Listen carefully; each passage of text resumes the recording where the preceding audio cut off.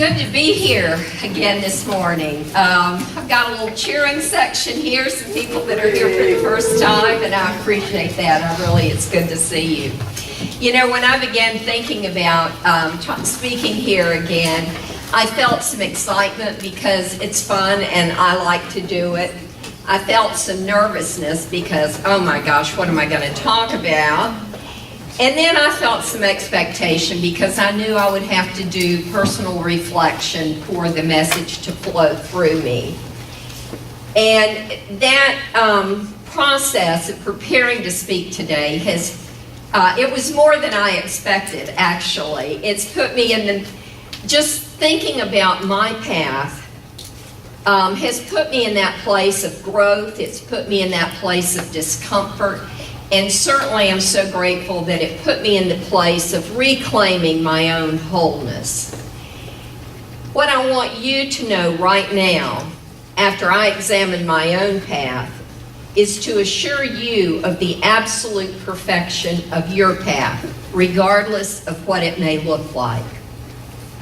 Here at Suncoast, we are here to support your spiritual growth, your own healing, with an acceptance of the absolute perfection at the center of your being. You are whole, and that is the truth. So I'd like to ask you a couple of questions right now. One is, do you ever experience regret? Do you wish something about your path was different? Do you struggle in seeing, feeling, and trusting that everything is perfect right here and now? I know that you are each here this morning for a reason, and it is my belief that absolutely nothing happens in God's world by mistake. So I want you to know there is nothing within you to fix. You are not here this morning to be fixed. You are here to be fed, and I'm so grateful to be here and to be able to share some of my journey with you.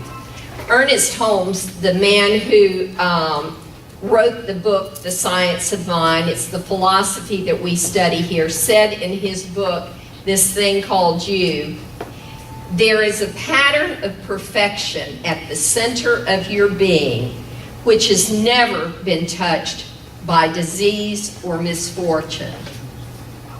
Let me repeat that. It's really critical. There is a pattern of perfection at the center of your being that has never been touched by disease or misfortune. So my topic today is one of the questions we're going to be exploring in the spiritual living group that I'm facilitating on Monday nights. And that question is, who am I? Who am I? I think it's a really important question to ask because it really is at the core of our teaching here. And I know that all healing begins on a spiritual level. Healing is first a thought, and then it can manifest into reality. And until I could embrace the reality that at the center of my being was a beautiful, spiritual, divinely guided person, all the therapy, all the self-help books, all the workshops were kept at a physical level. When I was able to go deeper and really get that I am not flawed in any way, that God did not make a mistake when I was born, that I was whole, perfect, and complete, with that acceptance, true healing began in my life. This is a realization of critical importance for all of us. All the affirmations you can say, all the visualizations you do are at the physical level. They can't become a reality if your core belief is, I'm not worthy. I'm not worthy of receiving. Now, I use affirmations, and I think they help move that block that we have to our own wholeness. I think they help move that block. But I'm asking you to get really honest with yourself And if deep down you are struggling with your own worthiness, it's time to heal this false belief. We've got spiritual living groups that are starting, a foundations class is starting in a couple weeks. You can see a practitioner, or as you'll find when all else fails, you can ask the divine source, you can ask God for help. So this question of who am I, many spiritual traditions and practices ask this question. And it is a persistent and intimate companion to all of us. The search for our essence, the search for our identity is really fundamental. Who am I? Am I spirit or am I flesh? Am I sacred or am I secular? Am I shaped by the circumstances of my childhood? Or am I free to move and grow, to uncover a new and brighter path? Am I fragile or am I strong? Am I broken or am I whole? When I listen deeply to my inner life, what do I hear? What is my true nature? Good questions, right? Yeah. When I first began to go deeper inside myself, and I know that many of you do this too, we often discover what we perceive to be imperfections in our character and our personality. Certainly in our behavior at times, and we confront those lingering doubts about our own spiritual worthiness. We may begin our spiritual journey by trying to rid ourselves of these perceived defects, of everything we think is wrong with us, to cleanse ourselves of negative qualities, to purify ourselves, and even to pretend that they don't exist. But perhaps a more accurate path, and certainly a more gentle path, is one that leads us into the fertile garden of our own spirit, into what theologian Thomas Merton called our hidden wholeness. Merton said, there is in all visible things a hidden wholeness. So beneath all the stories of our past, and I honor those stories, beneath our behavior, beneath our joys and sorrows, we have within us an essential nature that is whole and unbroken. So what is this true nature, and how do we find it? I know when I first started attending a Center for Spiritual Living, I did not feel even remotely comfortable. I heard the message that I was whole, perfect, and complete, lacking nothing. And I liked hearing that because it gave me a glimmer of hope. But I had a voice inside my head that was saying, well, obviously, they don't know you. I did not feel whole. I felt inadequate. I was scared. I felt as if I was not enough, that in some fundamental way I was lacking, and I wasn't sure what it was I was even lacking. And I know I'm not alone in having those feelings. One of the things I'm aware of as I sit with people in prayer as a practitioner, and I'm honored to do this, and it doesn't matter what topic has been brought for prayer, that there seems to be a core belief, maybe it's a fear of, I am not worthy. I am not good enough. I'm not worthy of receiving. That belief is in so many of us, and it's just not the truth. It is not the truth of who we are. Early in this spiritual journey that I started 15 or 16 years ago, I felt like a root-bound plant. You know those plants, they're in a tiny little pot, and you unpot them, and the roots are all stuck together really, really tightly. And there's not a single space for that plant to breathe, let alone grow. I know that some of us here today may be in a pot that feels too tight. It might even crack from the pressure of the roots. And that crack is your life.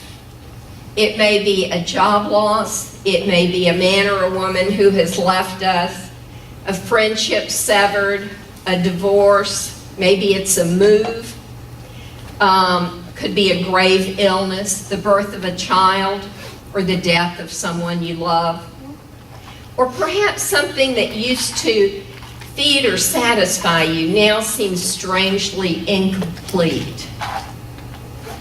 We feel pulled in a new direction. One phase of our life journey seems to be ending and a new one is beginning, and we're not sure where it's going to lead.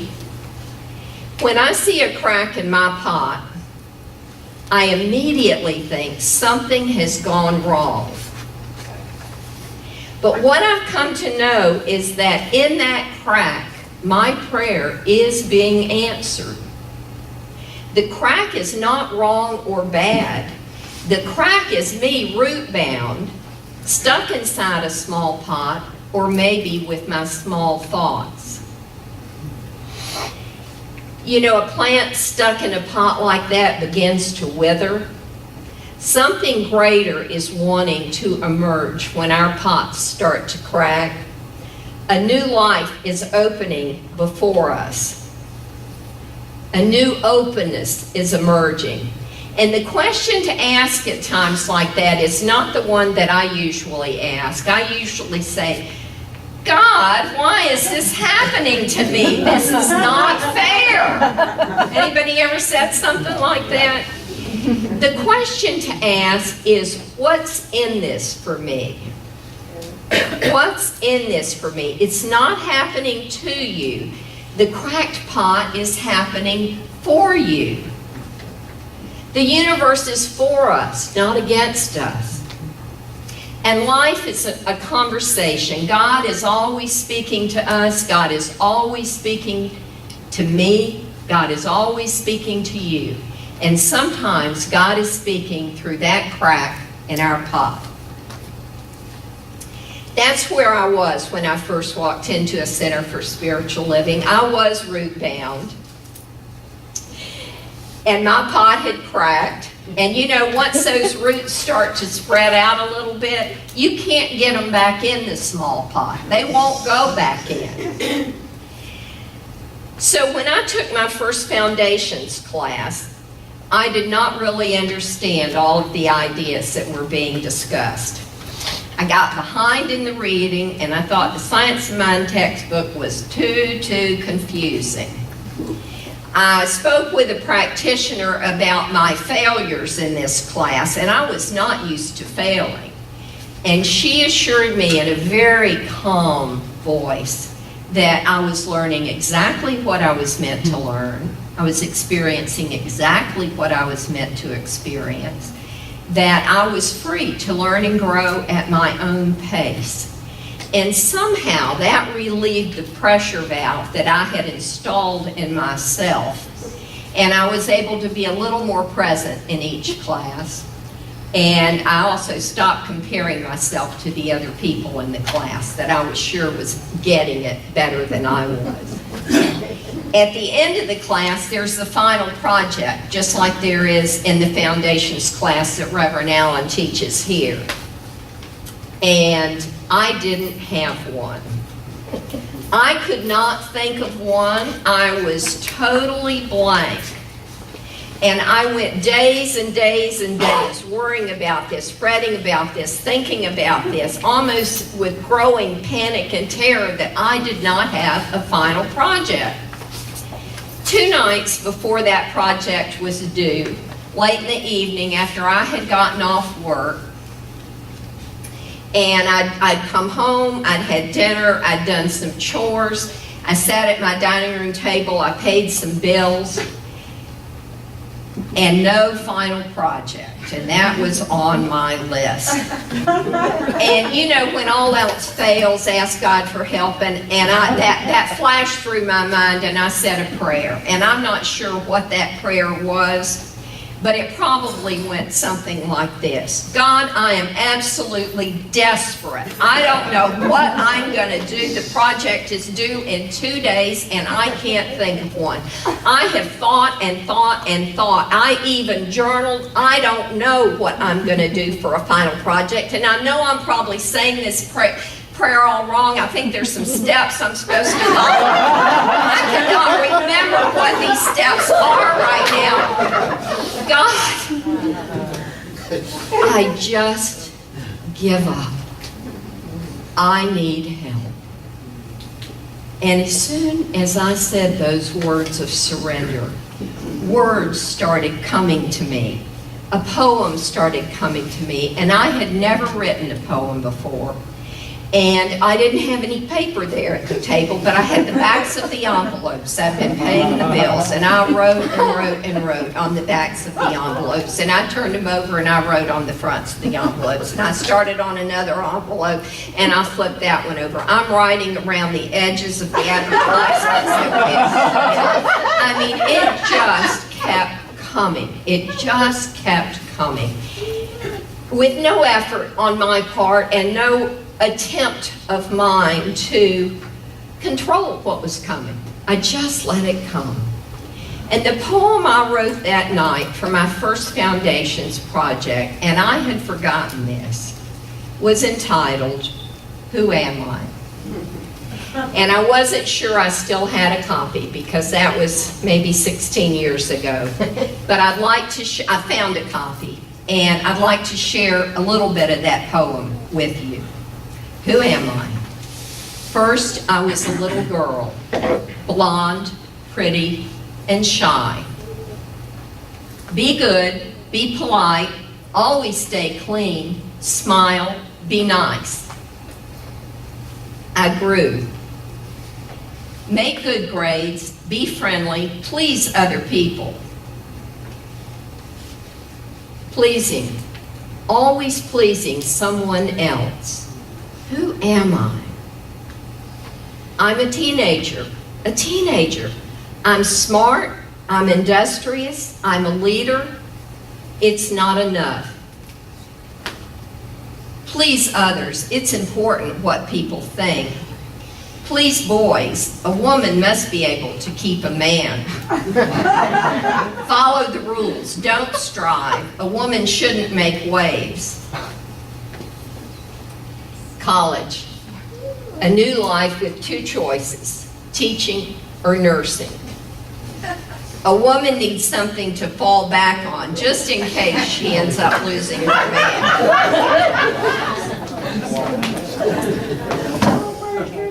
College, I'm lonely, I feel unimportant. A high school boyfriend, I miss him, he cares about me. Quit college, get married. I'm a wife, a new role, still pleasing, still smiling, and still wondering, who am I? A mother, I become a mother. Fulfillment, is this what I wanted? Who am I? I'm someone's mother. Be a good mother, raise a good child, a polite, clean, smiling child. This isn't working. Not marriage, not motherhood. Who am I? I have no idea. Divorce, heartbreak, humiliation, shame. What's wrong with me? Who am I? I'm a single mother, 2 children, no money. Yet strangely, I feel a sense of freedom. Freedom to search and to wonder, who am I? Now, I suspect many of us could write a poem like that with different circumstances in it. My pot had gotten too tight, the pot had cracked, I couldn't always please others as a goal for my life, and my roots began to feel the freedom, and the light of wisdom began to shine on me, as me, in me.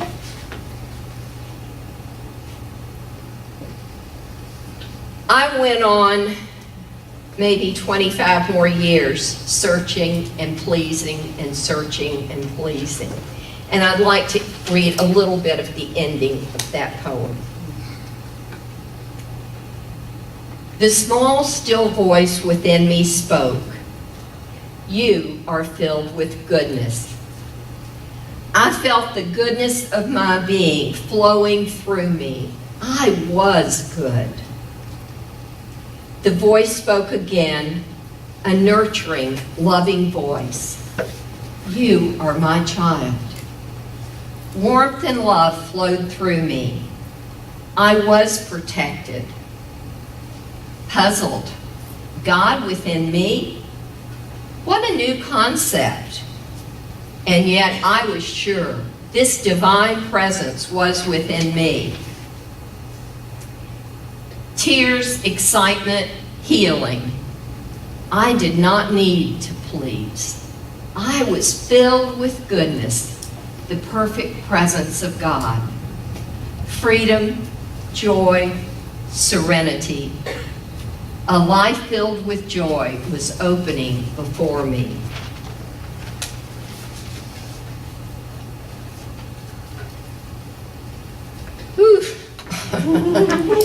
So the last couple of weeks I have been focusing once again on that question, an ever-evolving question of who am I?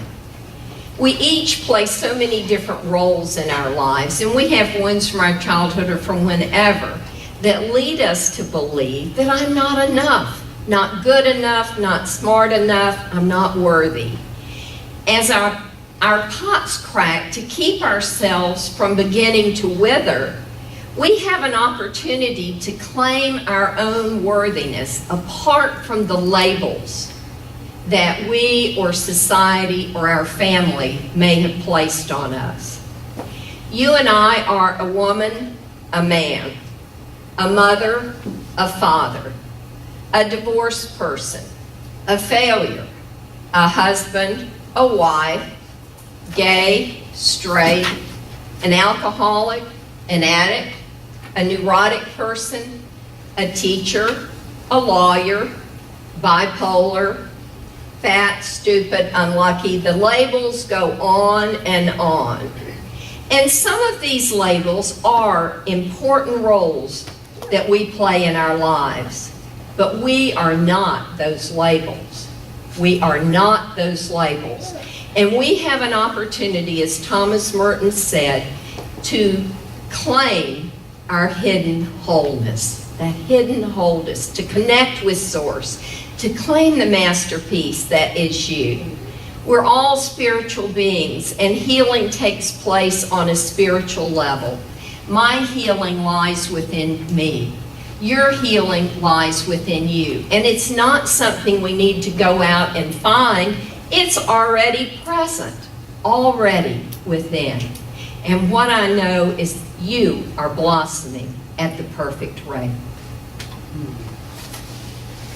When I spoke here last, I used a quotation from Jesus that really guides my life. And it's, you are the light of the world.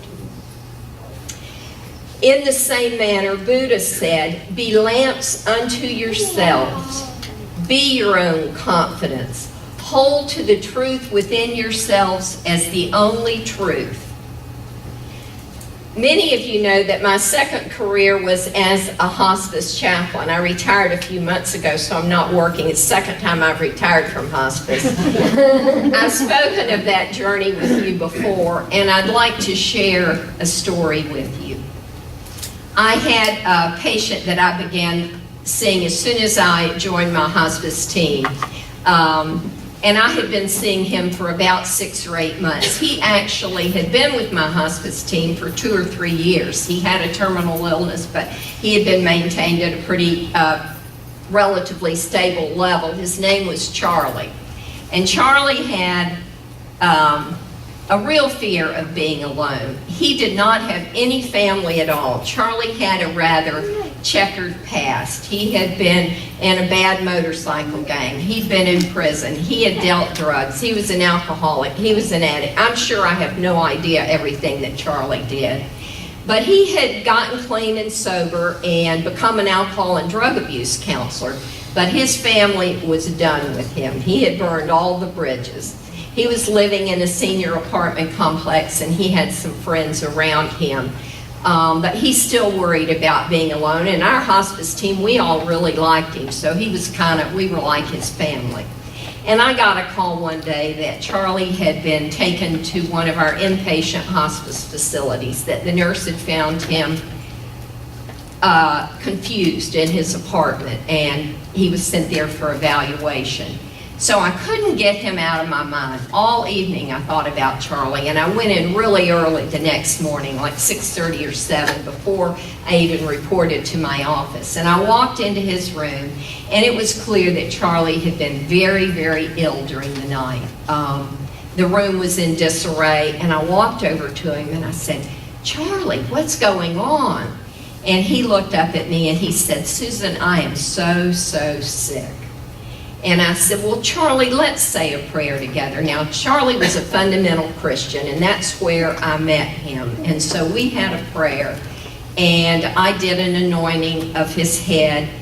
And I said, "Charlie, I don't know when the time is going to come from you to move from this life to the next life, for you to move from this planet to eternal life, from life to life. But whenever that time comes, I want you to reach out and take Jesus' hand. You're not going to be alone." And he looked up at me, and he reached up and took my hand and took his last breath right then. Well, I was overwhelmed on just a lot of different levels, but I really got that in that moment I was standing on this earth as Jesus for Charlie. And I don't know that I'll ever have that call again, or that any of you will ever be called to do that. But what I do know is that we are called to be a source of love in this world. And we are called to be the presence of kindness in this world. We are called to be the offering of compassion in this world. We are called to reach out our hands to each other. We are here for the sake of each other. And as we search for our life purpose, and so many of us do, perhaps it is simply to be available and to be the presence of kindness in this world. To be that hand of compassion. To be here for each other. His Holiness the Dalai Lama said, "My religion is kindness." And I think maybe the Dalai Lama has it right. You know, I really love that quotation. So the question remains, how do we remember our own light, that divine spark that is in all of us, as we move through our daily lives? I remember saying to my minister early in this journey, "Well, I just forget about God. I am too busy." And we do live busy, busy, busy lives. How do we keep this knowing of our own divinity? How do we keep this knowing of the love and the kindness and the compassion within us? How do we keep that in the forefront all the time? I know that I am really easy to flip back into my old self, my old insecure self, and I become harsh and judgmental and angry, and I can't even stand myself when I do that. But you know, when I live from this place of love, life is a whole lot better, and I am a lot happier, I can tell you that. And if there were a vitamin that I could take to help me remember my own truth all the time, I would never miss that vitamin, and I would gladly share it with each of you. I haven't found one yet that works, a vitamin, but what I have found that works is something that always works, and we all seem to resist it, myself included, and that is daily spiritual practice, whatever that looks like for you. Now, I spoke previously about the 5-5-5 morning practice, 5 minutes of spiritual reading in the morning, 5 minutes of writing, and 5 minutes of sitting. Jane, in her Wednesday night spiritual living group, is presenting options of spiritual practices. Going to study a different one each week. You can try it and see how it works for you. Hear how it's working for other people in your group. We need to find a spiritual practice that we will do. It is really imperative to the happiness, to the well-being, to the healing within us, to being that light in the world, to bring God's Spirit, source, or as my brother calls him, coach, into the forefront of your daily life. God's will for us is to be who we really are. Not good, but real. Not who someone else may want us to be. God needs you to shine your light, your own light, your unique light. It won't be like my light or your sister's light or Reverend Allen's light or your father's light. God needs you to shine your light in this world. So step into the freedom that's offered and go forth and shine. You are God's masterpiece. Namaste.